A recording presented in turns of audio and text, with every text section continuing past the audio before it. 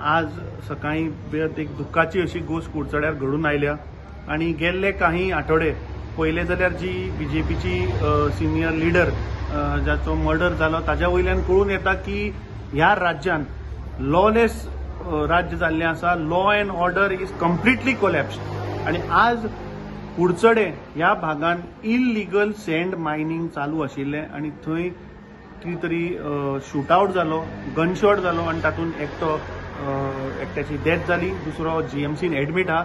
So मुख्यमंत्र्यान हातूंत दखल घेवची आणि ताबडतोब हे कोण इन्वॉल्व आहा पळय हांकां अरेस्ट करचे.